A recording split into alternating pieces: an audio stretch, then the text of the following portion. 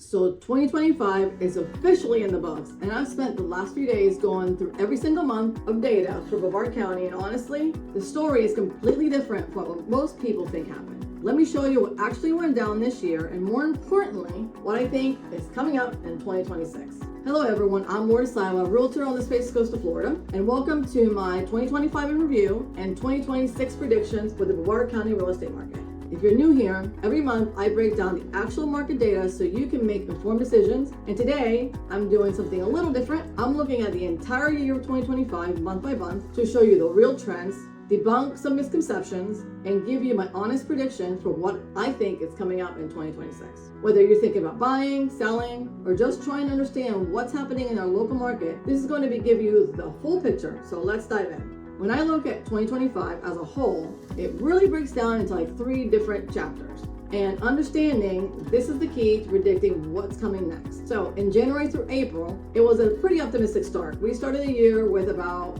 5,565 homes on the market in January. That was already up almost 30% from the year before, 28.7%. So we had a lot more inventory than 2024. But sales were still decent. There was about 784 in January.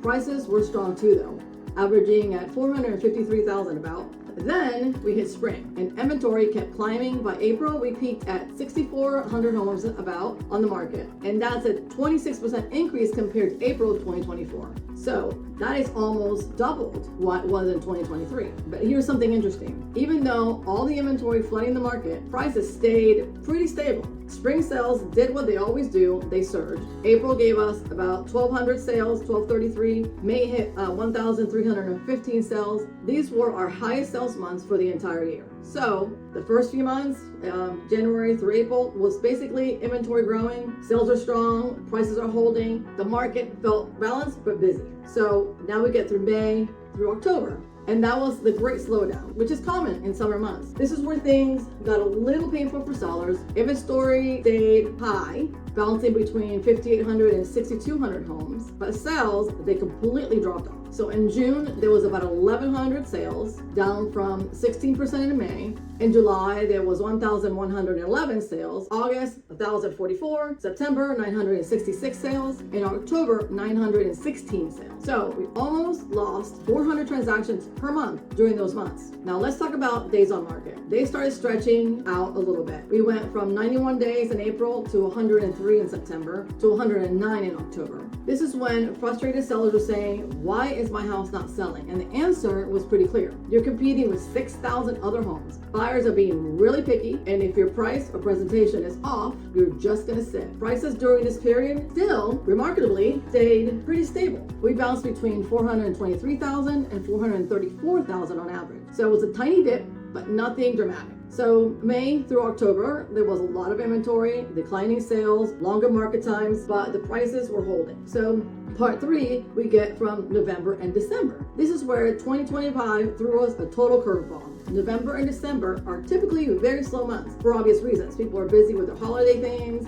They're not really interested in going house hunting. But November, and especially December, surprised everyone. Inventory started dropping. October, there was about 5,565 homes. In November, 5,391. And December, 5,191. And that's almost a 7% decline in just 2 months. We hadn't seen sustained inventory drops like that since early 2024. And then December sales, they jumped almost 21% just in 1 month, 20.6%.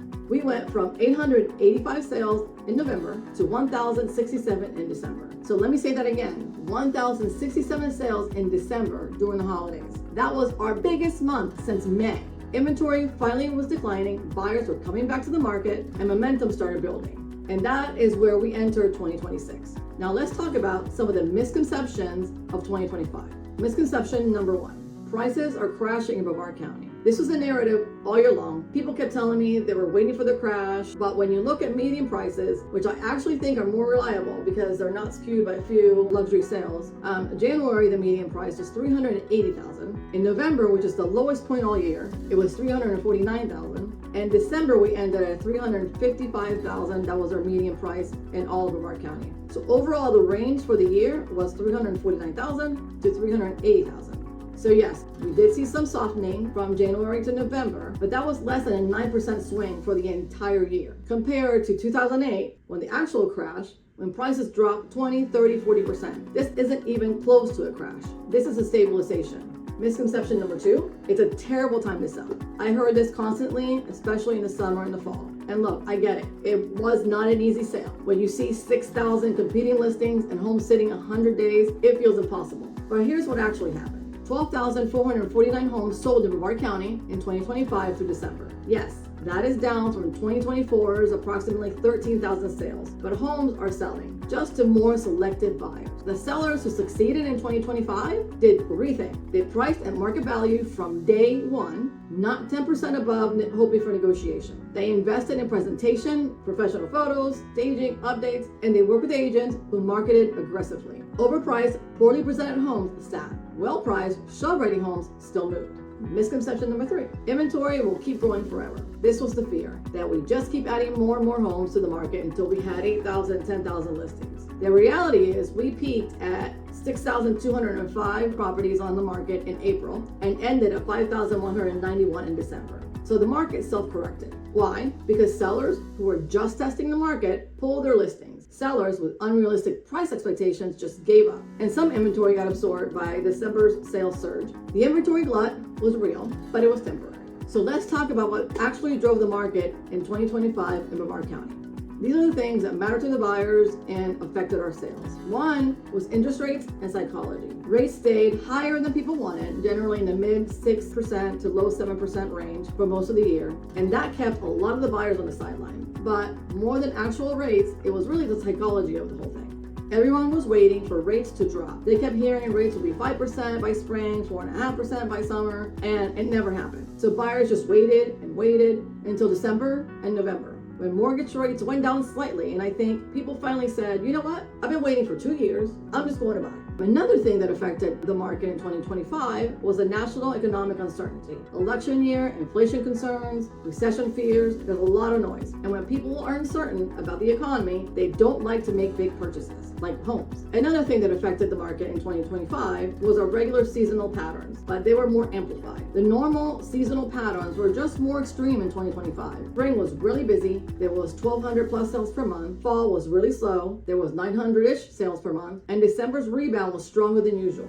I think that high inventory makes buyers feel like they could be extra picky. And they were pretty picky. And they wait for the perfect home. So what changed in buyers' minds in December? Maybe it was tax benefits for 2025, realizations that rates weren't dropping to 4%, seeing prices hold steady all year, wanting a fresh start in a new home for 2026, fear of missing out, who knows? But whatever it was, December proved that when buyers decide to move, they move fast. All right, for the part that we are all waiting for. What do I think is going to happen in 2026? And I'm basing this on 3 years of data, seasonal patterns, and the momentum that we're seeing at the end of 2025. So here we go. Prediction number 1. We'll see a buy-seller's market by spring. Here's my reasoning. Our absorption rate ended in December about 4.69 months. That's really close to the 4-month threshold that signals a seller's market. If inventory keeps declining through winter, which is typical, and if December buyers' momentum continues into January and December, we could easily drop below 4 months by March or April. That does not mean we're going back to 2021 with the craziness, with bidding wars and all of that. But I think we will see multiple offers on well-priced homes, faster market times, like 60 to 75 days instead of 100. And the well-priced homes in desirable areas could easily go under contract in 30 to 45 days by spring. So there's going to be less negotiating room for buyers. Sellers were gaining some pricing power. And I think spring of 2026 will favor sellers more than any season since 2022.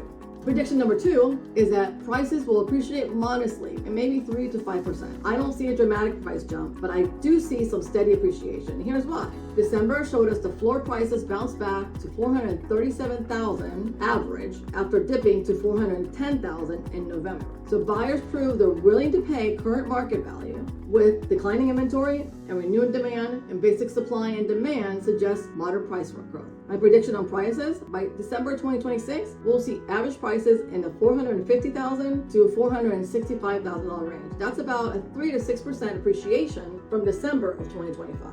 Nothing crazy, but solid, healthy, normal growth. Prediction number 2, inventory will stabilize in the 4,500, 5,000 range. I don't think we're going to go back to 3,200 listings that we had in 2023, and definitely not 900 listings we had in 2021. That was artificially low, but I also don't think we'll hit over 6,000, 7,000 again like we did in April of 2025. I think the new normal for Brevard County is somewhat around 5,000 homes on the market. That's enough selection for buyers without overwhelming sellers. Prediction number 4, sales volume will exceed 2025. If December's surge was the start of a trend and not a one-time thing, I think 2026 total sales could hit 13,000 to 14,000 transactions. That will be up approximately 12,300 in 2025 and closer to the 2024 numbers. So more buyer confidence, improving affordability if rates stay the same, and declining inventory, that is going to equal more transactions. Prediction number 5, interest rates will matter less. And this is a big one. And this might sound weird, but hear me out.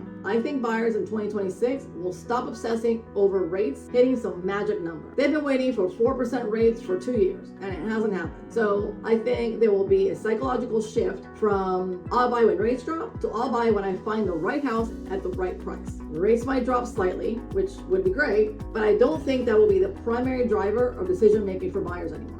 Now here's a wild card, the election year impact. 2026 is a midterm election year, and depending on what happens politically and economically, that could accelerate or slow down the market. But based purely on local Brevard County dynamics and momentum, I am optimistic about 2026. Hallelujah. So what should you do in 2026? Based on everything I just told you, here's my advice. If you're thinking about buying in 2026, act in Q1, before the spring rush. January or February are your sweet spots. You still have decent inventory, you have less competition, and you have sellers who are motivated, because likely they've been on the market for some time. So by March, April, May, if my predictions are right, you'll be competing with quite a few other buyers, especially for those new listings. The other thing to do in 2026 is to stop timing the interest rate market. You've been waiting for rates to hit some perfect number for 2 years. Meanwhile, you paid $20,000, $30,000, $50,000 in rent. Focus on the monthly payment you can afford and the home that meets your needs. You can always refinance if rates drop. Use your negotiating power now. Right now, you can still negotiate on price, ask for closing costs, request repairs. By spring, that leverage could go away. Homes that have been sitting for 60, 90 days, those sellers are flexible right now. In 3 months, those homes will be off the market and you'll be fighting over the new listings. So be ready to move fast. Get pre-approved, know your neighborhoods, work with an agent who can move quickly. The buyers that are saying, oh, they look at a house and they say, I'll think about it. Those buyers, they're going to lose in 2026. So what if you're a seller in 2026? What should you do? I would say, I'm telling my sellers now that I'm working with, to list mid to end of February. This timing lets you catch the early buyers who want to close before spring, and you'll be front and center when the March, April buyers surge hits. So don't wait until May. You'll be competing with everybody else who had the same idea. Price at market value, not at 5% above. Market conditions are improving, but buyers are still smart. There's information out there. They know what a home is worth, and they're not willing to overpay, even if inventory is declining. Look at sold homes from the last 60 days when you're trying to determine the price. Do not look at the active listings. Price within 2 to 3% of those comps. Invest in presentation like your sale depends on it, because it does. Professional photos are not negotiable. Do not take a picture with your phone. Staging, even if it's just decluttering and rearranging what you already have, is critical. Minor updates that show well online, like paint, landscaping, light fixtures, pay for themselves when you're getting those offers in. With 5,000 competing homes, buyers are shopping online first. If your listing does not look amazing in photos, they're not coming to see it. They're going to move on to the next one. Another important thing for sellers to do in 2026 is to have a pricing strategy. I recommend pricing slightly under the market to generate that immediate activity. You want a lot of showings in the first week and ideally offers in the first 2 weeks. A home that sits 60 days because you priced it too high ends up selling for less than if you priced it right from day one. Trust me, there's been a lot of nightmares with that in 2024 and 2025. Also, choose your agent carefully. In a balanced to seller's market, marketing matters. You need a strong agent who has a strong online presence, invest in professional photography, invest in video, and market aggressively on social media and multiple platforms. Do not hire an agent that is just going to list your property on MLS and that's it, and put a sign on the door. Your home will not sell that way. The days of any agent can sell my home, those days are over. Marketing skill separates sold from sitting. If you're watching and learning, subscribe to the channel. I do these market updates every month with real data, no hype, no tactics. just the numbers and what they mean. If you want a specific report for your neighborhood, feel free to message me, leave a comment, or click on the link in the description, and I will get you that right away.